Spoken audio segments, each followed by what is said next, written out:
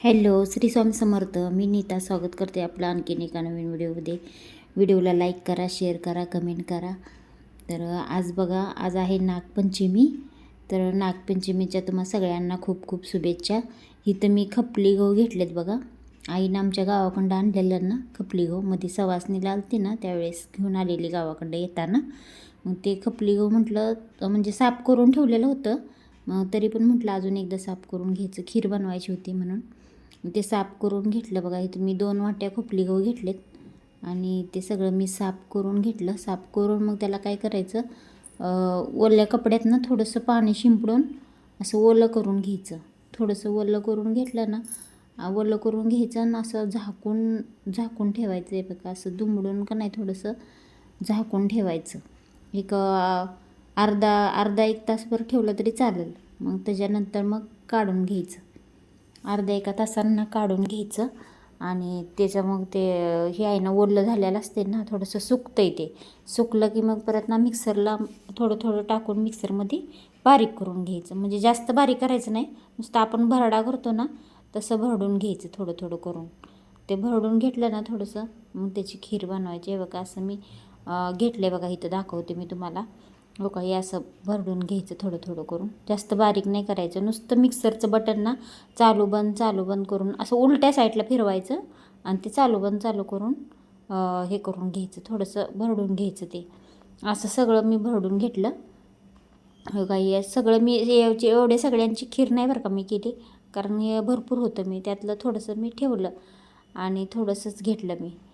आणि म्हटलं त्याचा बघा हे आहे ना, आपण भरडून घेतलं ना त्याच्यानंतर हे बघा, हाताला असा आपला कोंडा चिटकतो ह्याचा. हे चांगलं पाकडून घ्यायचं. चांगलं पाकडून घेतलं ना त्याच्यावरचं सगळं कोंडा वगैरे आहे ना ते सगळं निघून जातो. नाहीतर मग खायच्या टायमिंगला ना तोंडात असं कचकच लागतं आहे ते. मग म्हणून काय करायचं, पाकडून घ्यायचं चांगलं.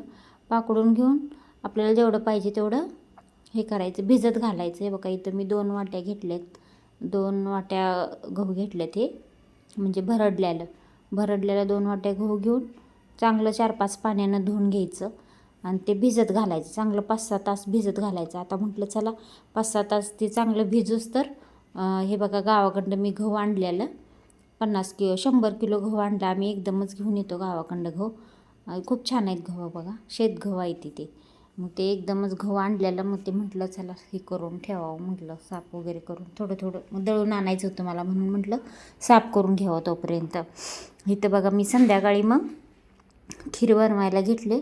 इथं थोडंसं मी 2 तांबे होईल, 1-1.5 तांब्या होईल एवढं मी पाणी गरम करायला ठेवलेलं आणि त्याच्यात मी गहू टाकून 4-5 शिट्ट्या करून घेतल्यात. हो का, इथं गहू छान शिजलेत बघा. मस्त असं शिजले खीर आपली. आणि त्याच्यात मग नंतर मग मी किसून गूळ घेतला. गूळ अर्धा किलो घेतला आहे बरं का. 2 वाट्या मोठ्या होत्या माझ्या वाट्या, त्या 2 वाट्याला मी अर्धा किलो गूळ घातला आहे. असं किसून घ्यायचा गूळ आणि ते सगळं त्याच्यात घालून घ्यायचं शिजल्यानंतर ही गहू. मग ते बघा चांगलं मिक्स करून घ्यायचं. असं चांगलं एकजीव झालं पाहिजे. चांगलं मिक्स करून झालं की त्याच्यानंतर साईडला ठेवायचं. ते दुसऱ्या गॅसवर ठेवायचं शिजत. चांगलं त्याचं हे होतं ना, गूळ सगळा वितळतो आहे. मग ते गूळ वितळूस तर साईडला ठेवायचं आणि त्याच्यानंतर मग इकडं आपल्याला काय खिरीत काय काय घालायचं आहे ते जरा हे करून भाजून घ्यायचं. मग इथं मी थोडंसं सुकं खोबरं आहे ना भाजून घेतलं थोडंसं चांगलं खरपूस होस तर. आणि इथं वेलची पूड पण टाकली मी थोडीशी. आणि इथं मी हे सुंठ आणि बडीशेप दोन्ही एकत्र मिक्स करून बारीक केले. चांगलं भाजून थोडंसं ते बारीक करूनच ठेवलेलं होती मी पूड बनवून, ते पण टाकून घेतली त्याच्यात मी. असं सगळं मिक्स करायचं एकजीव.